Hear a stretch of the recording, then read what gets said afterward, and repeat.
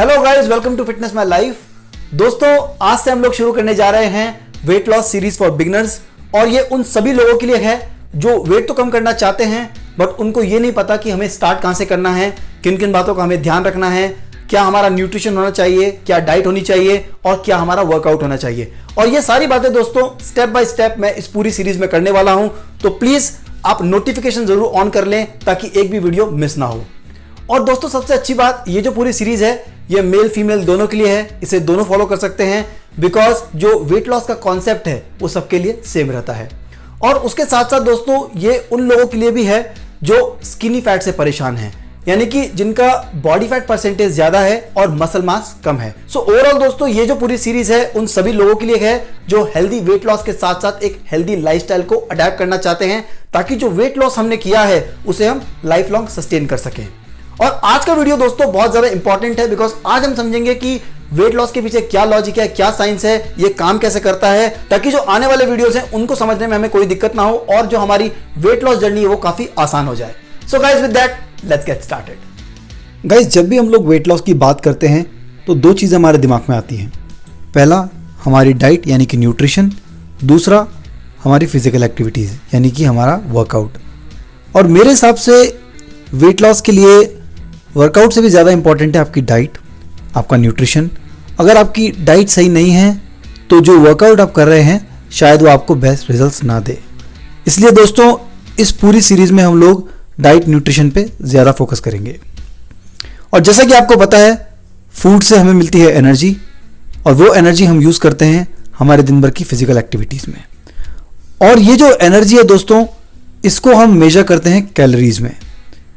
सो आपने ये टर्म बहुत बार सुनी होगी कि इस फूड में इतनी कैलोरीज हैं, इस फूड में ज़्यादा कैलोरीज हैं, इस फूड में कम कैलोरीज हैं। वो कैलोरीज कुछ नहीं है दोस्तों, जो एनर्जी हमको फूड से मिली है उसको मेजर करने की यूनिट है, दैट्स इट।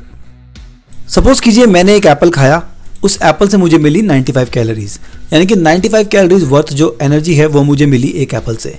सिमिलरली अगर मैंने एक ब्रेड की स्लाइस खाई है उससे मुझे मिलेंगी 80 कैलोरीज। और अगर मैं हाई कैलोरिक फूड की बात करूं तो एक पिज़्ज़ा की स्लाइस से मुझे मिलेंगी 300 कैलोरीज। सो आप देख सकते हैं कि हर फूड आइटम की जो कैलोरीज होती हैं वो डिफरेंट होती हैं और ये पता होना बहुत ज़्यादा इंपॉर्टेंट है दोस्तों, बिकॉज उसके बेसिस पे ही हम आगे आने वाले वीडियोज़ में हमारा वेट लॉस डाइट प्लान बनाएंगे। अब बात करते हैं एनर्जी बैलेंस के बारे में। एनर्जी बैलेंस का मतलब है calories in versus calories out, यानी कि एक दिन में आप कितनी कैलोरीज कंज्यूम कर रहे हैं और एक दिन में आप कितनी कैलोरीज बर्न कर रहे हैं। अगर मैं कैलोरीज इन की बात करूं तो जो भी फूड आइटम्स हम दिन भर में खा रहे हैं उन सभी की कैलोरीज को ऐड करने के बाद हमें पता लगेगा कि हम कितनी कैलोरीज एक दिन में कंज्यूम कर रहे हैं, उसे हम कहते हैं कैलोरिक इनटेक। और अगर मैं कैलोरीज आउट की बात करूं तो मोटे मोटे तौर पे हमारी कैलोरीज दो तरीके से बर्न होती हैं। पहला फिजिकल एक्टिविटी में, यानी कि अगर कोई भी आप फिजिकल एक्टिविटी कर रहे हैं पूरे दिन में, चाहे फिर आप बैठे हैं, आप चल रहे हैं, आप दौड़ रहे हैं या वर्कआउट कर रहे हैं, इन सभी में कैलोरीज बर्न होती हैं। और दूसरा हमारी कैलोरीज बर्न होती हैं रेगुलर बॉडी फंक्शन में, जैसे कि आपके ऑर्गन्स काम कर रहे हैं, आपका लिवर काम कर रहा है, आपकी किडनीज काम कर रही हैं, ब्रेन काम कर रहा है, आपका फूड डाइजेस्ट हो रहा है, तो इन सभी एक्टिविटीज में भी कैलोरीज बर्न होती हैं। और ये जो दोनों फैक्टर्स हैं ये वेरी करते हैं पर्सन टू पर्सन, यानी कि हर बंदे के लिए ये अलग हो सकते हैं। इसलिए इनको कैसे कैलकुलेट करना है ये मैं आपको बताऊंगा आने वाले वीडियोज में। अभी के लिए बस आप इतना समझ लीजिए कि हमारी जो कैलोरीज हैं वो इन दो तरीकों से बर्न होती हैं। इन दोनों को ऐड करने के बाद हमें मिलेगी टोटल एनर्जी एक्सपेंडिचर, यानी कि पूरे दिन में हमने कितनी कैलोरीज बर्न की है। सो गाइज, ये है हमारा एनर्जी बैलेंस, ये बेस है हमारा वेट मैनेजमेंट का। और इसके बेसिस पे कैसे वेट मैनेज करते हैं हम लोग ये हम देखेंगे नेक्स्ट स्लाइड में। अब बात करते हैं एनर्जी बैलेंस इक्वेशन के बारे में। जैसा कि मैंने आपको बताया वेट मैनेजमेंट डिपेंड करता है कि आप एक दिन में कितनी कैलोरीज कंज्यूम कर रहे हैं और कितनी कैलोरीज आप एक दिन में बर्न कर रहे हैं। इस पर्टिकुलर सिनेरियो में जो मेरी कैलोरीज इन है वो बराबर है कैलोरीज आउट के, यानी कि जितनी कैलोरीज मैं एक दिन में कंज्यूम कर रहा हूं उतनी ही मैं बर्न कर रहा हूं। इस केस में जो मेरा करंट वेट है वो मेंटेन रहेगा। अगर मेरा 50 किलो वजन है तो वो 50 किलो ही रहेगा। सपोज कीजिए मैं 2000 कैलोरीज एक दिन में कंज्यूम कर रहा हूं और 2000 कैलोरीज ही मैं बर्न कर रहा हूं, तो दोनों बराबर हैं। इस केस में जो मेरा करंट वेट है वो मेंटेन रहेगा। दूसरे सिनेरियो में जो हमारी कैलोरीज इन है वो ज्यादा है हमारी कैलोरीज आउट से, यानी कि हम ज्यादा कैलोरीज कंज्यूम कर रहे हैं बट हम कम कैलोरीज बर्न कर रहे हैं। इस केस में जो हमारा वेट है वो बढ़ेगा। इसे हम कहते हैं कैलोरी सरप्लस।